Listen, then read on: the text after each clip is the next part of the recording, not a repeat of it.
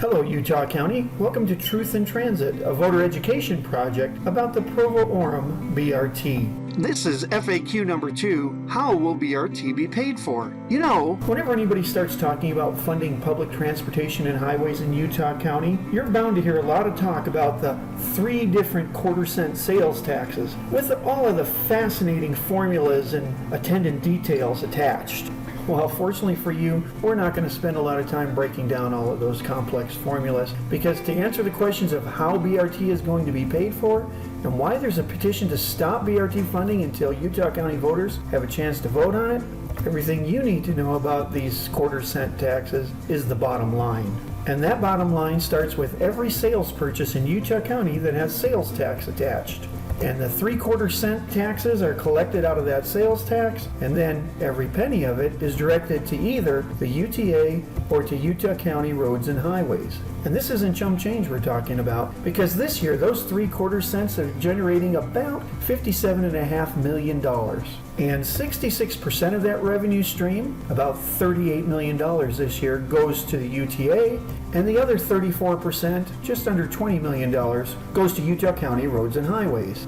Now those annual dollar amounts can go up or down, depending on how the economy is going up or down, but the formulas are fixed, so no matter what the dollar amount is, UTA always gets 66% of that money, period, and roads and highways always get 34%, period. And there's a pretty rigid wall of sorts that separates these two revenue streams. For example, if Utah County didn't have enough money to finish a particular road project they wanted to finish, and they wanted to tap into the revenue stream that's over on the UTA side and bring it over to the road side, couldn't do it. Fortunately, Utah County hasn't been looking to tap into those UTA revenues, because over the years they've been very prudent, building things like American Fork 9th West, Lehigh 2300 West, the Murdoch Connector, Pioneer Crossing Boulevard, North County Boulevard, Pony Express Parkway, Provo Reservoir Canal Trail, Highway 147, Santaquin Main Street, and the Freedom Boulevard Railroad Bridge, while still maintaining a positive cash flow. Now that's impressive. Meanwhile, the UTA has been using their larger revenue stream to pay for ongoing operating expenses like paying bus drivers and for building things like Front Runner and tracks. But the cost of those items has locked up their revenue stream, so much so that while the roads and highway side has that positive cash flow, UTA's cash flow is locked up and unavailable until at least 2028.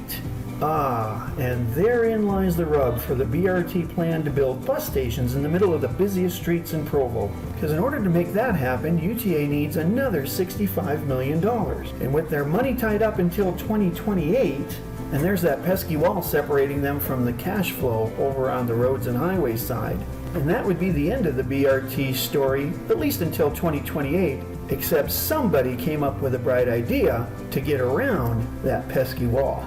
Their plan is to borrow the cash flow and replace it with an IOU where they promise to start paying it back in 2028, and the payback period will stretch up to 32 years, all the way out to the year 2050. I'll have a hamburger, for which I will gladly pay you Tuesday. Oh boy. Well, what do you think about that, Utah County? Are you okay with the UTA borrowing your roads money, which will increase the UTA share to 78% of the revenue stream and leaving only 22% for your roads and highways? And accordingly, are you okay with delaying $65 million worth of roads projects that could be funded immediately until at least 2028 or as late as 2050? Did you even know this was happening here in Utah County? Or are you just hearing about this now for the first time, like most of your friends and neighbors? Now this $65 million is only part of the BRT funding, because the grand total cost is going to be $150 million. And that will include the $65 million in Utah County bonds, and those bonds will be issued if and when UTA gets a $75 million grant from the Federal Transit Authority, and that grant will be issued only if and when Provo and Orem agree to $10 million worth of in-kind leases of their city streets. Now this $10 million is what the BRT petition has been all about, because right now, until voters can vote on whether or not we want to approve this on the November 2017 ballot, none of the other funding can move forward.